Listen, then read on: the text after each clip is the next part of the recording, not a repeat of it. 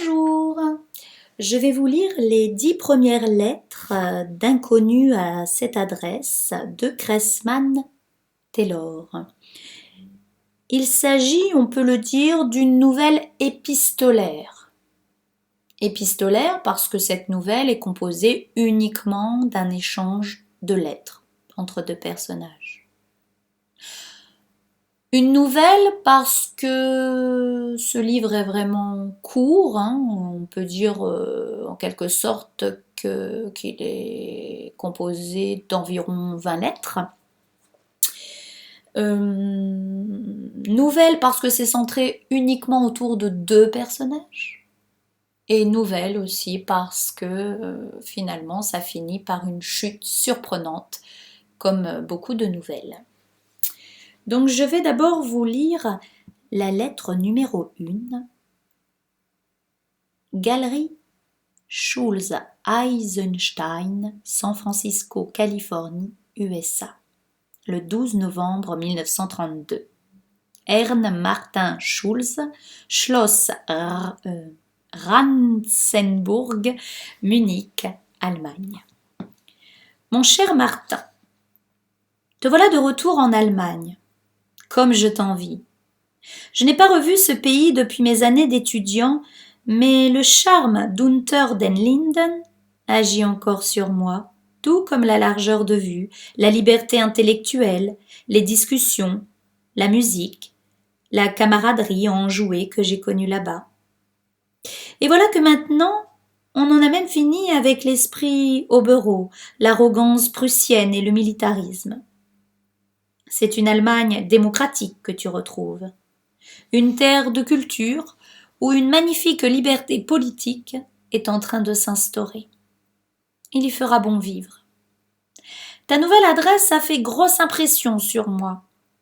Et je me réjouis que la traversée ait été si agréable pour Elsa et les rejetons. Personnellement, je ne suis pas aussi heureux que toi. Le dimanche matin, je me sens désormais bien seul. Un pauvre célibataire sans but dans la vie. Mon dimanche américain, c'est maintenant au-delà des vastes mers que je les passe sans penser.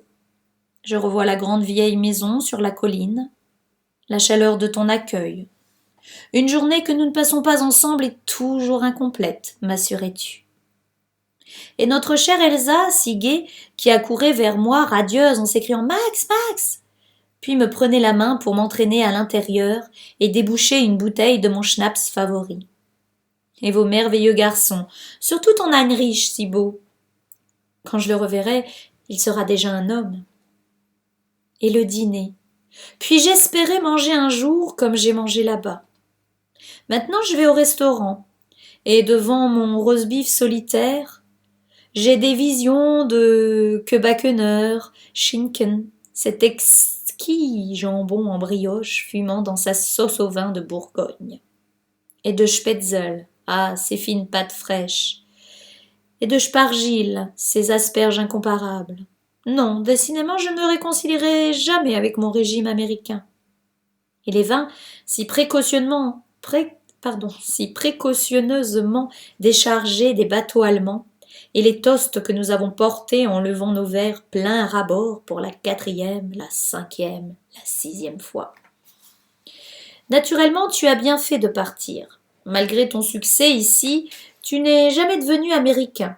Et maintenant que notre affaire est si prospère, tu te devais de ramener tes robustes fils dans leur patrie pour qu'ils y soient éduqués.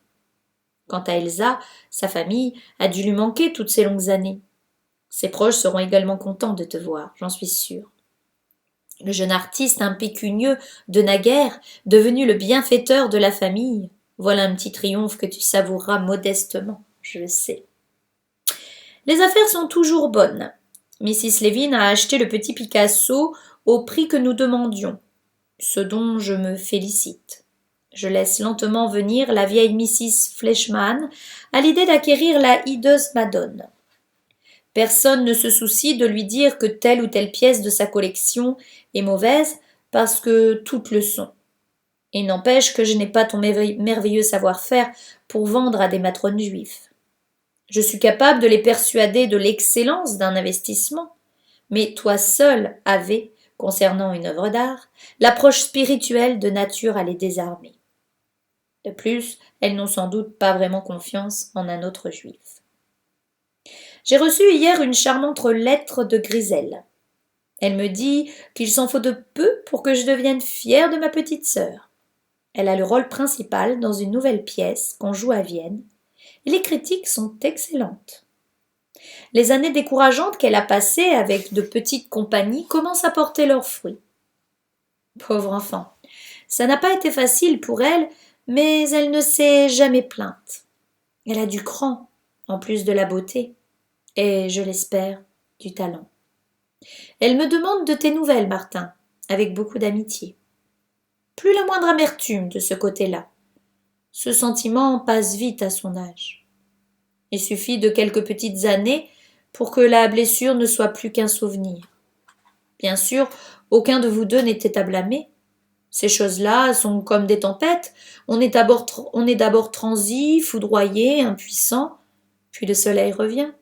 On n'a pas complètement oublié l'expérience, mais on est remis du choc. Il ne reste à Griselle que le souvenir de la douceur, et non plus du chagrin. Toi ou moi, ne nous serions pas comportés autrement. Je n'ai pas écrit à ma petite sœur que tu étais rentrée en Europe, mais je le ferai peut-être si tu penses que c'est judicieux. Elle ne se lie pas facilement, et je sais qu'elle serait contente de sentir qu'elle a des amis non loin. 14 ans déjà que la guerre est finie. J'espère que tu as entouré la date en rouge sur le calendrier. C'est fou le chemin que nous avons parcouru en tant que peuple depuis le début de toute cette violence. Mon cher Martin, laisse-moi de nouveau t'étreindre par la pensée et transmets mes souvenirs les plus affectueux à Elsa et au garçon. Ton fidèle Max. Alors je m'excuse parce que peut-être que certains mots allemands ne sont pas toujours bien prononcés, même si j'ai fait de l'allemand, c'est un petit peu lointain.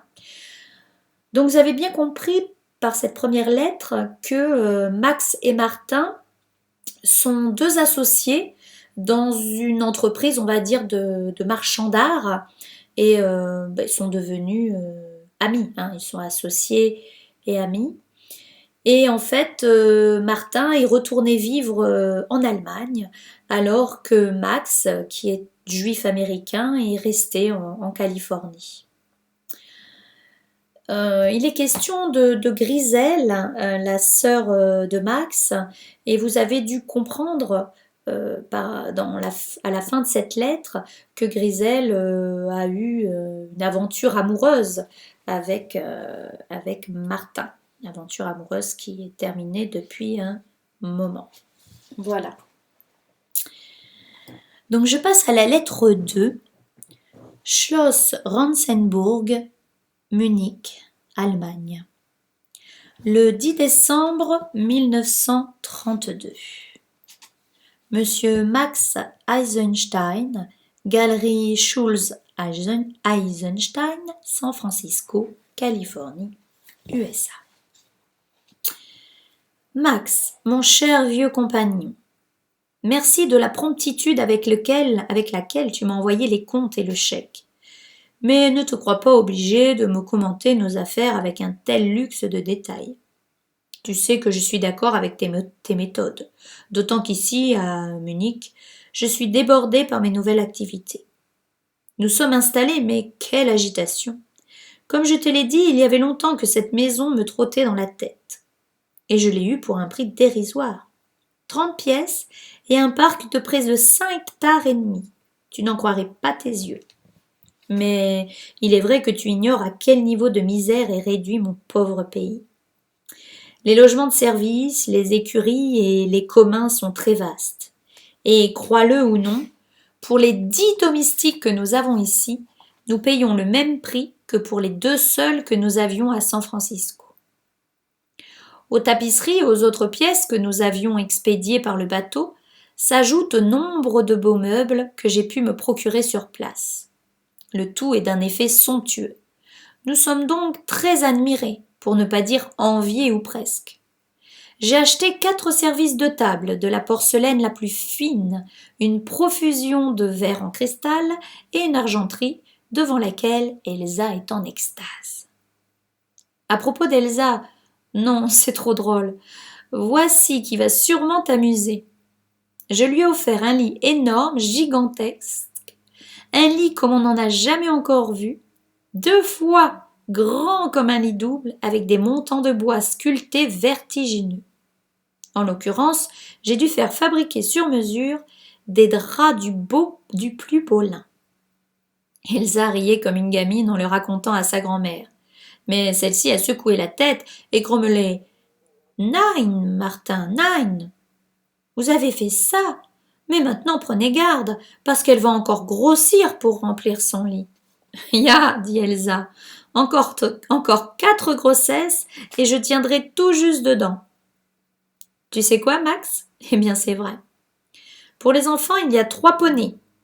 Petit Karl et Wolfgang ne sont pas en âge de monter. Et un précepteur.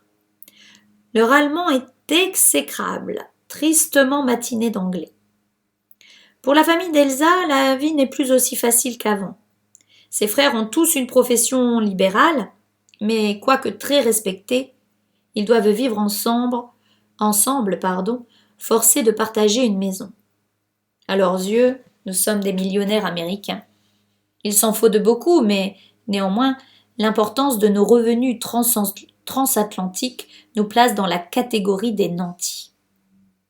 Les comestibles de qualité sont extrêmement chers et les troubles politiques sont fréquents, même maintenant sous la présidence de Hindenburg, un grand libéral que j'admire beaucoup. D'anciennes relations me pressent déjà de participer à la gestion municipale. J'y songe. Un statut officiel pourrait être tout à notre avantage localement. Quant à toi, mon bon Max, ce n'est pas parce que nous t'avons abandonné que tu dois devenir un misanthrope. Trouve-toi immédiatement une gentille petite femme bien gironde qui sera aux petits soins pour toi et te nourrira comme un roi, le tout dans la bonne humeur. Crois-moi, ma prescription est bonne, même si elle me fait sourire. Tu me parles de Griselle. Cet amour de fille a bien gagné son succès. Je m'en réjouis avec toi. Encore que, même aujourd'hui, le fait qu'elle, une jeune fille seule, est obligée de se battre pour réussir, me révolte. N'importe quel homme peut comprendre qu'elle était faite pour le luxe et la dévotion, pour une vie facile et charmante où le bien-être épanouirait sa sensibilité. Ses yeux noirs reflètent une âme grave, mais aussi quelque chose de dur comme l'acier, de très audacieux. C'est une femme qui ne fait rien, ni ne donne rien à la légère. Hélas, cher Max, comme toujours, je me trahis. Tu as gardé le silence durant notre aventure orageuse, mais tu sais combien ma décision m'a coûté. Tu ne m'as fait aucun reproche, à moi, ton ami, quand ta petite sœur souffrait. Et j'ai toujours senti que tu savais que je souffrais également, et pas qu'un peu. Mais que pouvais-je faire? Il y avait Elsa, et mes fils encore petits. Toute autre décision eût été inopportune. Pourtant, je garde pour Griselle une tendresse qui survivra à son probable mariage ou à sa liaison avec un homme autrement plus jeune que moi. Tu sais, mon ami, l'ancienne plaie s'est refermée, mais parfois la cicatrice me lancine encore. Bien sûr que tu peux lui donner mon adresse, enfin notre adresse. Nous sommes si près de Vienne qu'elle aura ainsi l'impression de n'avoir qu'à tendre la main pour avoir un foyer. Tu te doutes qu'Elsa, qui ignore les sentiments que Griselle et moi avons éprouvés l'un pour l'autre, recevrait ta sœur avec la même affection qu'elle t'a reçue. Oui, il faut que tu lui dises que nous sommes ici et que tu la pousses à prendre contact avec nous. Félicite-la chaleureusement de notre part pour son beau succès. Elsa me demande de te faire ses amitiés et Heinrich brûle de dire hello à son oncle Max. Nous ne t'oublions pas, petit Max. De tout cœur à toi, Martin.